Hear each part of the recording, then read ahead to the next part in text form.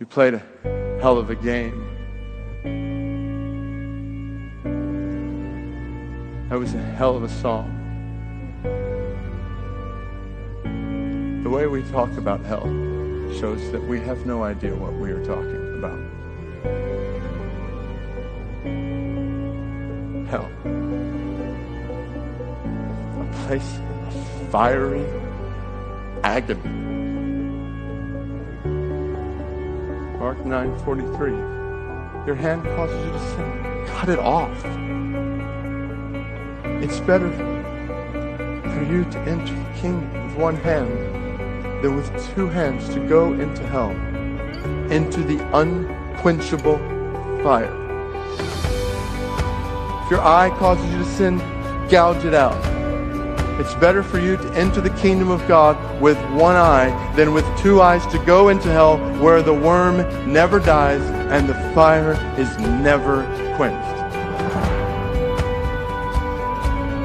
Revelation 20:15. If anyone's name was not found written in the book of life, he was thrown into the lake of fire. Revelation 21:8. As for the cowardly and the faithless, the detestable, as for murderers, the sexually immoral and sorcerers and idolaters and all liars, their lot will be in the lake that burns with fire and sulfur. You say, well, aren't those just images in the Bible? Are those just symbols? Okay, maybe. But if they're symbols, then what are they symbols for? A wintry retreat? A summer vacation? No, these are symbols that stand for something much worse. Surely burning fire and smoking sulfur are not symbols for a nice place to be. They're symbols for a terrifying place to be.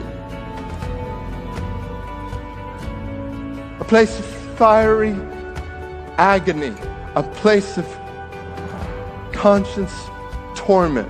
Luke 16:22. A place of outer darkness. Matthew 22, verse 13. A place of divine destruction, 2 Thessalonians 1:9, separated from the presence of the Lord and the power of his might. And, maybe most horrifying of all, a place of eternal duration. Revelation 14, verse 11 says the smoke of sinners' torment rises up forever and ever and ever.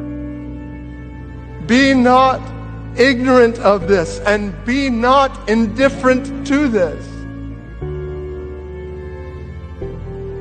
Refuse to be numbed by the temporary stuff of this world that keeps you from seeing and feeling the eternal weight of heaven and hell.